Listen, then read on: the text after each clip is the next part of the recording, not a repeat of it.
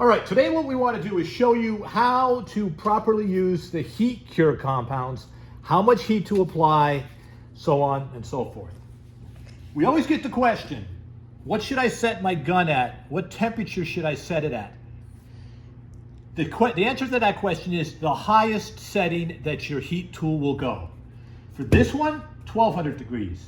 For this one, 850, because it's highest it goes. And for this one, 300 degrees Celsius or 600 degrees.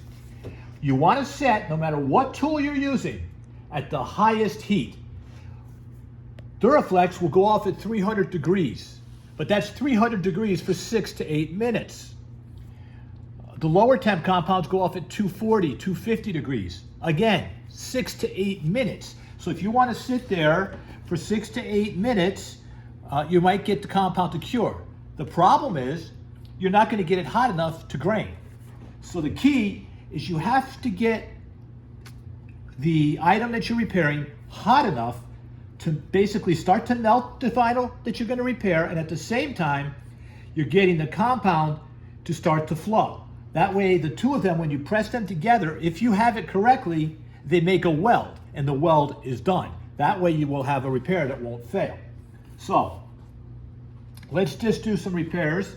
We're going to take the Duraflex, like I said. We're going to take, you have some damage here. We're going to take a little bit, put it under there, and scrape it level, okay? We want it to be pretty much level. So when if you're filling a big hole, you can put your compound in, you can heat it, then you can put your chill bar down, and then take another very thin layer, come over the top. Now you're going to do your graining. So, I'm going to do the repair and the grain all at once in this particular demonstration. Heat gun. You turn it on, 1200 degrees, as hot as it'll get. Now I'm not going to come back here and look at it and do this kind of maneuver here. And then, no. I'm going to take the heat gun and I am going to apply the heat right to the repair area. So I'm coming down, I'm putting that heat gun right on it, and I'm watching the material around me. I want it to start to get a little shiny, maybe start to get a slight little bubbling effect to it, okay? That way I know I got it hot. Keep the heat going, and then I immediately press a grain pad in. If you do it that way, it'll stick to the material. No. If you do it that way, you will get a perfect grain, okay? The grain's done, the repair's made, it's done. Now, if I wanted to do that same repair with the mini heat gun, we're going to do it the same way. Okay, we fill the damaged area with our compound. We get thin layers. We turn the mini heat gun on.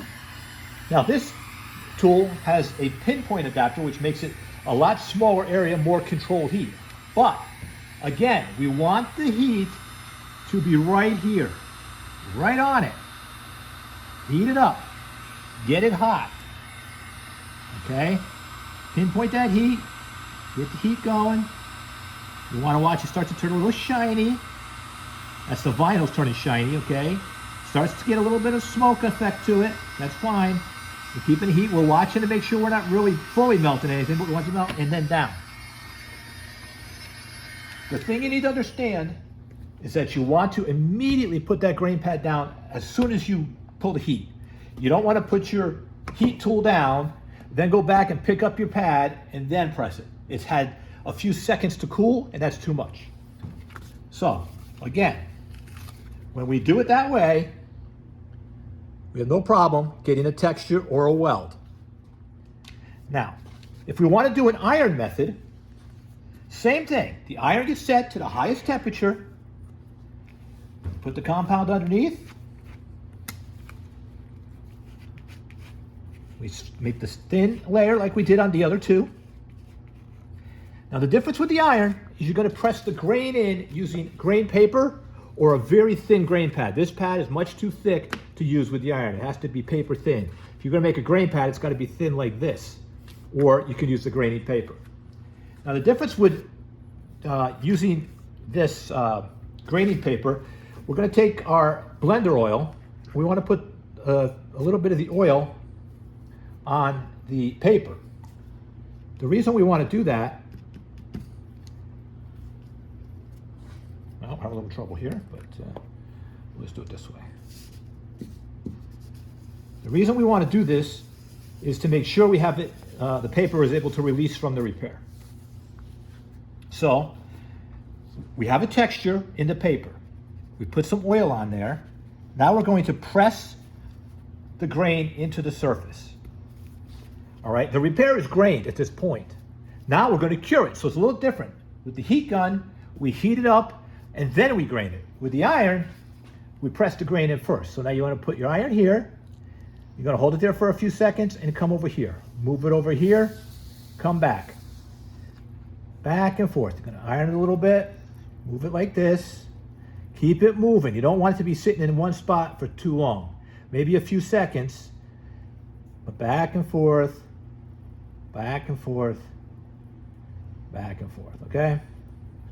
Now, after you've done the iron method, you want to make sure you cool it, because if you don't cool it, you're going to end up pulling the repair apart.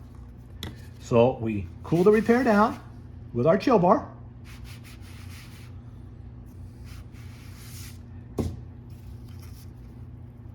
And we peel the repair up. And it has a problem because it's sticking to the paper here. Underneath, I should have put something underneath it. But wipe off the excess oil. As you can see, the repair is made, texture is in there, and the weld is perfect, okay? So the key to all this is the heat has to be at the highest setting. You have to apply enough heat to start to melt the vinyl and cure the compound at the same time.